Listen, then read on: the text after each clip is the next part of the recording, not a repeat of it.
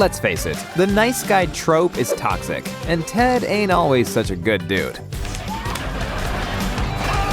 Before we get stuck into how the nice guy trope applies to Ted, let's explain what it actually means. Typically, nice guys tend to be, well, nice. It doesn't take a rocket scientist to figure that out. They're polite, likable, and appear to be of sound mind and strong moral fiber. Basically, they're the type of fellas we want as our friends or significant others. You're my best friend, all right?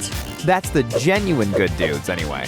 In movies and TV shows, however, the nice guy trope is associated with toxic dudes who are nice on the surface, but are prone to engaging in behavior that's pretty questionable at times. A prime example of the not-so-nice nice guy is Ross from Friends. Sure, he's adorably dorky, successful, and polite for the most part. But when you really look at some of his behavior and actions, you'll see that he's quite manipulative, controlling, and gross.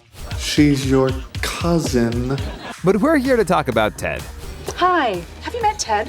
Unrequited love is a common theme when it comes to the nice guy trope. From Ducky and Pretty in Pink to Leonard in The Big Bang Theory, these dudes are often portrayed as sensitive dorks who are forced to sit back and watch their dream gals date other men.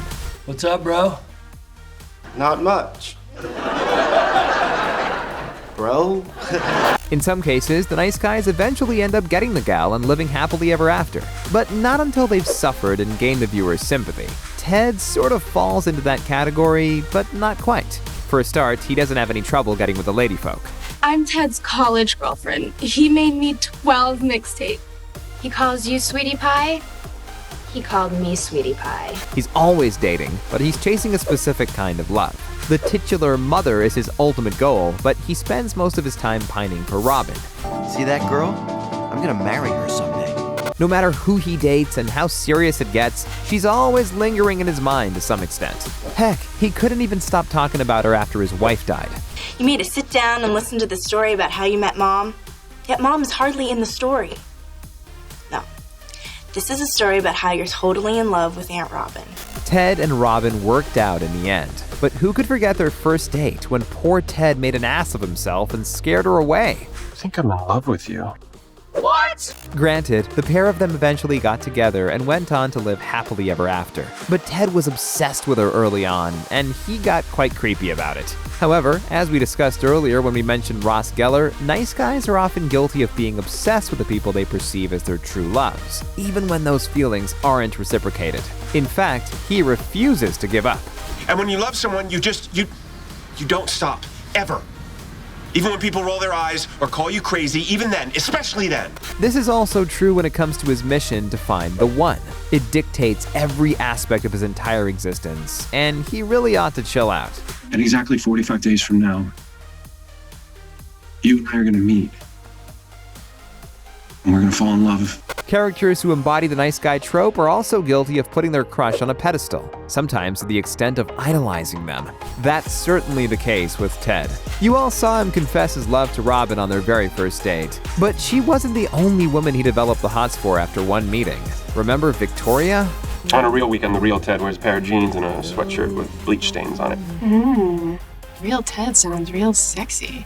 Too bad I'll never get to see it. As is standard practice for Ted, he caught the love bug after one single date. So much so that he decided to roam around New York City looking for her after it, despite agreeing not to. It was a sweet moment that led to an awesome relationship for a while. But it was only a matter of time until another toxic element of the nice guy trope kicked in and ruined everything. I'm talking about selfishness. It was your girlfriend. You might want to call her back.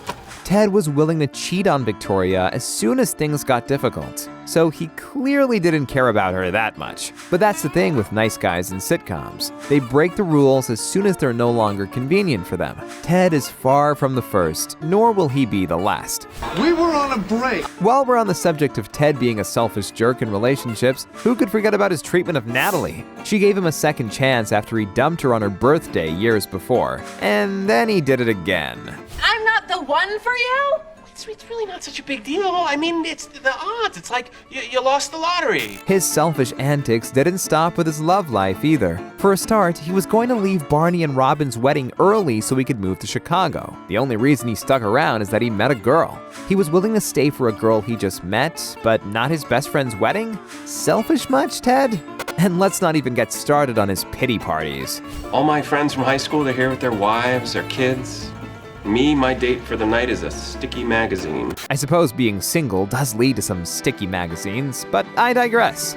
Anyway, one of the reasons why Ted is thought of as a top-grade good guy is because he genuinely wants to find his soulmate, the woman who will sweep him off his feet. He's essentially a gender-swapped version of a fairy tale princess who will only settle for Prince Charming, or the types of idealistic women you find in rom-coms. Self-respect is overrated. Ted's search to find his soulmate is certainly sweet enough to make him a protagonist who's worth rooting for. However, he's also similar to some of those not-so-nice characters we spoke about earlier. Creed? Oh my god, I have to break up with her. Let's face it, the dude is somewhat delusional and self-centered when it comes to his romantic journey. I was just temporarily insane because of my Lyme disease, which I got on a camping trip. He views life as some kind of romantic quest, and every rejection is an obstacle to be overcome.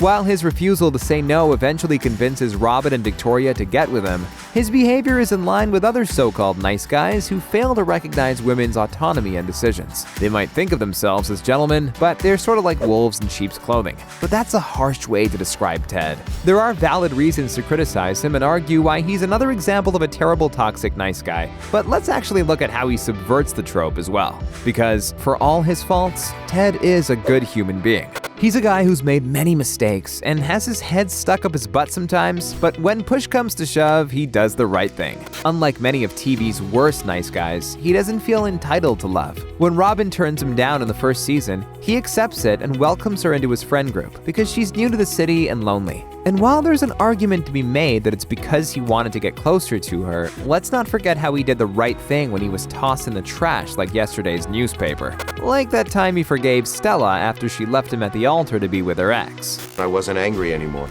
I could see Stella was meant to be with Tony. As selfish and obsessive as he could be, it never led to him lashing out, becoming manipulative, or turning nasty. The same can't be said for guys like Ross from Friends. At its core, How I Met Your Mother is a show about Ted's personal growth from being a hopeless romantic to a whiny idiot and eventually becoming a wise old man. Ted wears his heart and his flaws on his sleeves, and it's mostly to his own detriment. One Google search will bring up many videos and essays about how he's really a problematic villain of the show, but that's a one-sided view that ignores the nuances of the character. He does symbolize the flawed nice guy trope in many ways, but that's kind of the point. He isn't perfect, but he's a genuine sweetheart when it matters. If you like this video, be sure to check out our piece on How I Met Your Mother's controversial ending.